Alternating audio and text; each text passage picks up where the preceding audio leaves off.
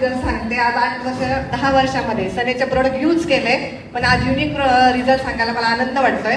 कारण की माझ्याच घरात माझे मिस्टर कॅन्सर बाधित आहे. 8 वर्षापूर्वी त्यांचा ऑपरेशन केलं. ऐका ना, खुर्च्या येतील, सगळे लावतील, कुणीच आवाज करू नका. खूप इम्पॉर्टंट आहे, सगळ्यांनी नीट लक्ष देऊन ऐका, व्यवस्थित लक्ष देऊन ऐका बरं का.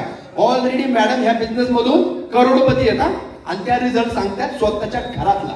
व्यवस्थित नीट ऐका.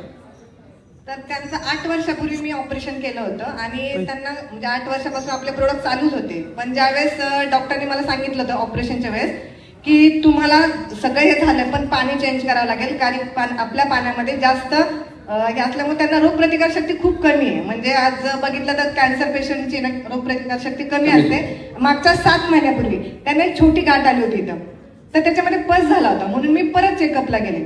तर डॉक्टरनी काय सांगितलं की हे फक्त पाण्याच्या आरोग्य, मी तुम्हाला आधी सांगितलं होतं पाणी चेंज करा.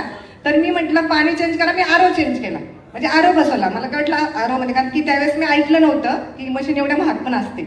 तर मग मी आरो चेंज केला, पण ऍक्च्युली आरोमुळे जास्त प्रॉब्लेम झाले आणि ते पस आहे ना आरो मध्ये मिनरल्स काढले जातात टोटल. तेच पाणी, मेलेलं पाणी पितात लोक, काहीच नसतं त्याच्यामध्ये.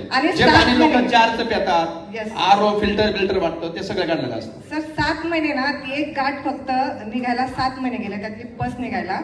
आणि तो त्यांना त्रास पण तेवढा होत होता. पण नंतर ना जेव्हा आपले आयोनॅझर आले आणि ज्यावेळेस लॉन्च झाले ना त्याच दिवशी डिसाईड केलं काही असू दे पहिली मी घेणार.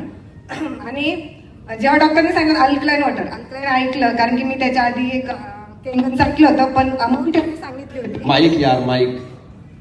हा तर 1 मिनिट. कारण ऑलरेडी मी 10 लाख रुपये ऑपरेशनला घालवले होते. तर बोललं की 10 लाख घालवले, आता परत 3.5-4 लाख रुपये घालवले. म्हणून मी आरो चेंज केला होता. म्हणजे माझी तेवढी ऐपत नव्हती वाटत, कारण ऑलरेडी पैसा कमवला होता, पण असं मला एवढं महत्व नव्हतं वाटलं.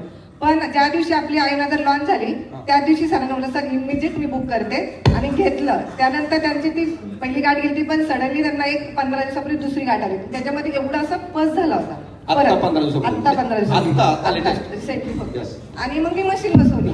सर म्हणजे एवढी मी चकित झाले ना, त्यांना मी पाणी द्यायला चालू केलं. पहिले मी खास करून त्यांच्यासाठी घेतले. 9.5 pH पाणी मी त्यांना द्यायला चालू केलं. सर 3-4 दिवस झाले.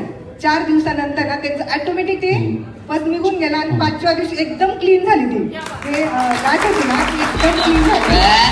आणि सगळ्यात महत्त्वाचं त्यांना डेली फक्त 1 ग्लास पाणी सकाळी उठले पाहिजे, कारण पाण्याची कमतरता होती तेवढी. पण आता उठल्या सर ते 3-3 ग्लास पाणी पितात. पाणी नॉर्मल पाणी जर पिलं